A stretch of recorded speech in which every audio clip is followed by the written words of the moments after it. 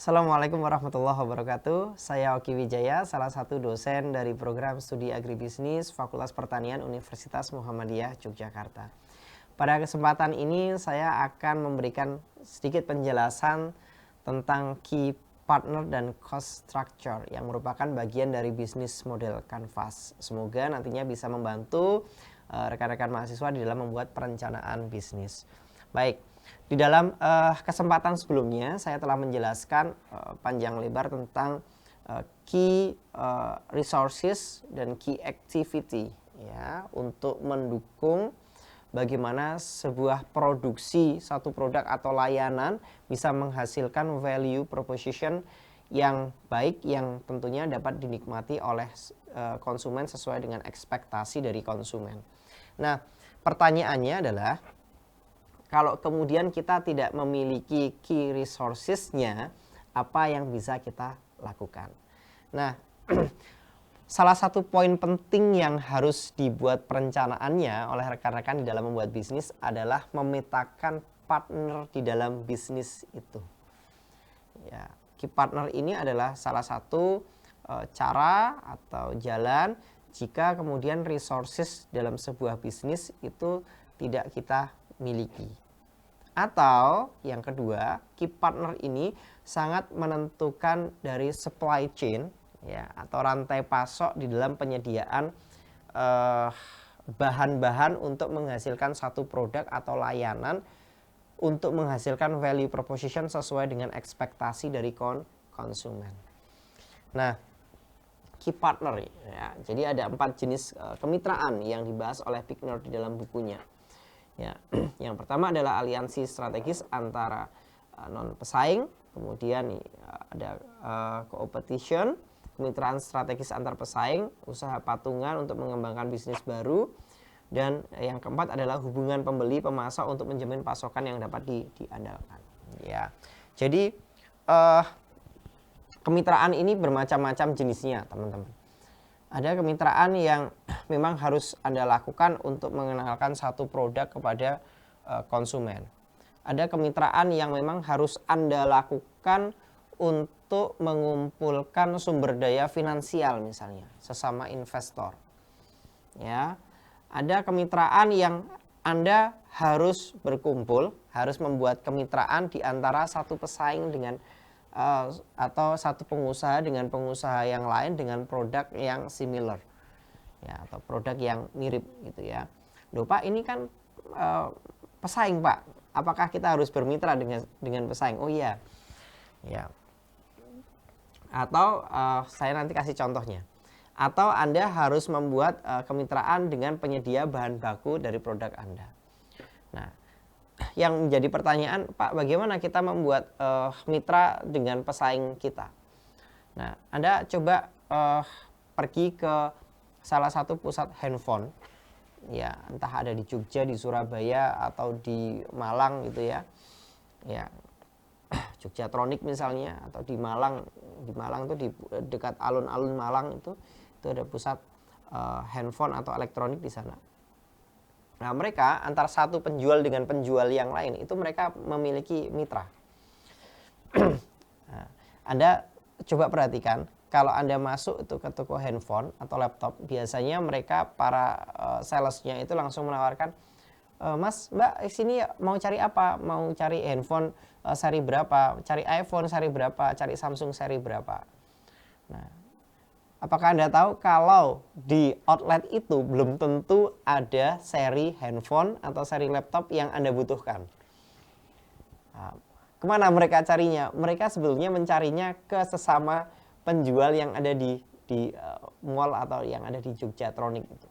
Mereka cari ke penjual yang lain, mereka bermitra.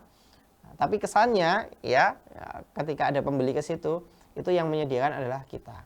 Nah, biasanya kerjasamanya sesama pesaing ini kerjasamanya dengan memberikan harga yang lebih murah. Pokoknya barangnya yang penting laku gitu ya. Nanti yang beli adalah outlet sebelahnya atau outlet lain, kemudian dijual ke pedagang, ke pembeli yang datang. Nah, itu salah satu contohnya. Ya, Atau mungkin kalau dulu ya, dulu belum banyak mall, banyak pasar tradisional yang jual kain atau pakaian gitu. Kalau lebaran biasanya kita sudah fanatik ke satu toko, padahal satu toko itu dia belum tentu menyediakan barang atau pakaian gitu ya yang kita cari. Nah, itu biasanya di outlet itu dia akan mencarikan ke outlet yang lain. Itu kalau toko pakaian di pasar tradisional zaman dulu biasanya juga begitu. Jadi ada kemitraan antar pesaing. Nah, lebih penting lagi itu kemitraan antar pemasok. Ya. Jadi kalau misalnya nih, Anda jualan ayam goreng, ya, Anda jualan ayam goreng, terus kemudian ayam gorengnya ayam goreng rempah. Salah satu value Anda adalah Anda kasih rempah dengan bahan lengkuas ya, dengan bahan lengkuas. Nah, lengkuas Anda ini sudah terkenal. Jadi ayam lengkuas yang Anda jual ini sudah terkenal seantero Indonesia misalnya, seantero dunia gitulah ya. Nah, tapi Anda tidak punya mitra. Lengkuas yang harus Anda beli ini kualifikasinya seperti apa, harganya berapa, jenisnya apa. Terus kemudian Anda hanya beli lengkuas lain di pasar yang kualitasnya itu tidak sesuai dengan yang Anda butuhkan, gitu ya.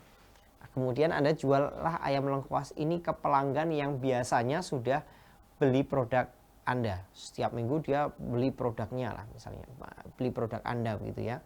Tapi ternyata satu ketika karena Anda tidak punya mitra, Anda asal beli di pasar gitu ya. Terus kemudian ayamnya jadi Anda jual ke orang yang beli produk Anda. Apa yang terjadi?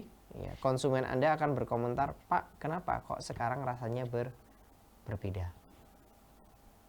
Nah, ini pentingnya key partner.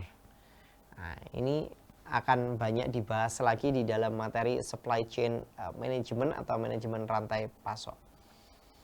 Ya, nah. Kalau di dalam perencanaan bisnis, ya Anda sebatas membahas partner yang Anda butuhkan di dalam menyajikan sebuah value yang diharapkan oleh konsumen.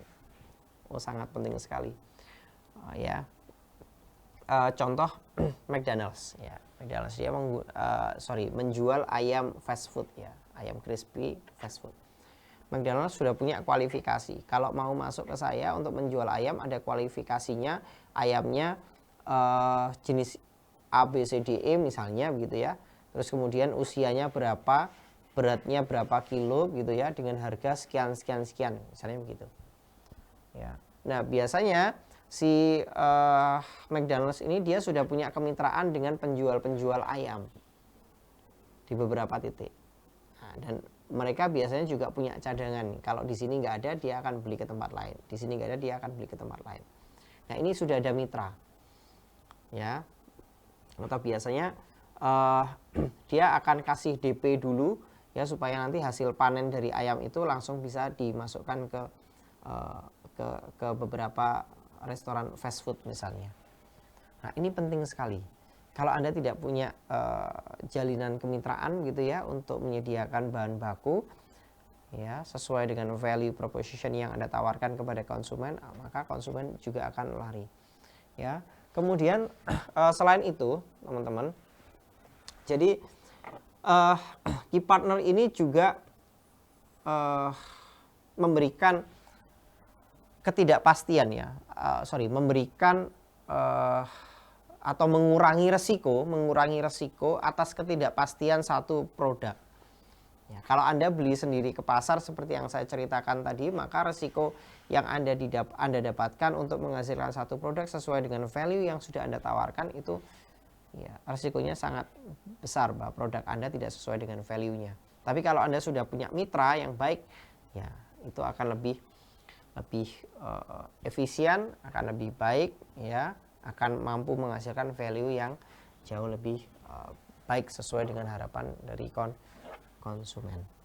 Ya, kemitraan ada banyak. Nah, selain itu, key partner ini juga akan memberikan nilai efisiensi yang lebih baik daripada Anda mengerjakan semua pekerjaan sendiri.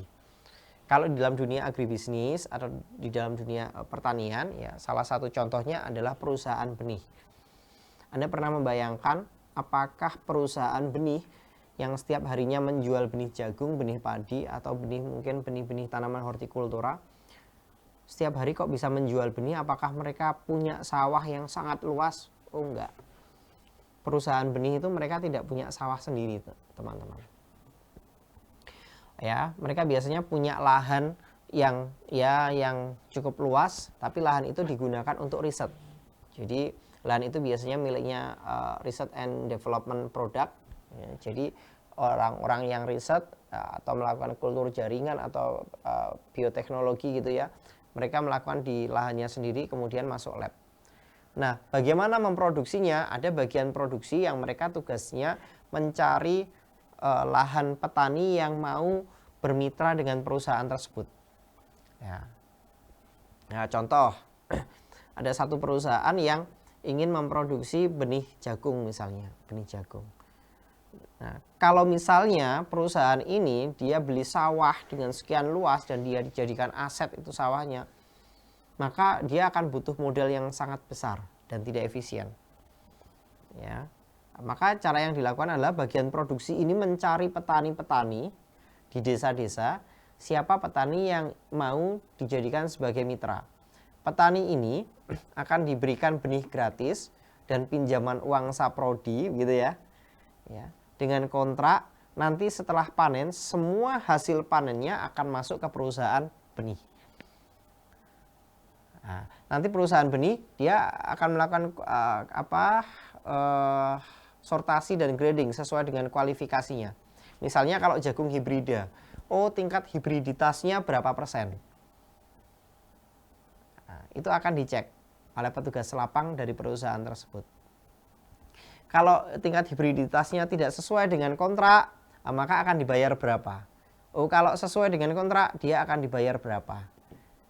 Kalau gagal panen, dia tetap akan dibayar oleh perusahaan, tapi pembayarannya hanya berapa persen dari nilai kontrak yang seharusnya.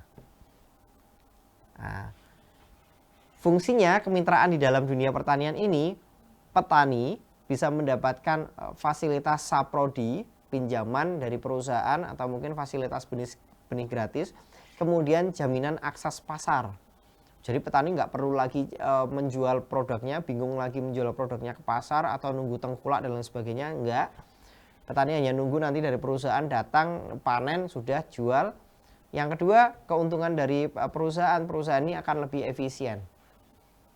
Nah, kemitraan ini kalau di dalam dunia agribisnis disebut sebagai kemitraan inti plasma. Nah, dan ada berbagai macam kemitraan-kemitraan lainnya. Ya, itulah pentingnya key partner atau kemitraan di dalam dunia bisnis. Yang terakhir adalah cost structure. Nah, cost structure ini adalah perencanaan di dalam keuangan.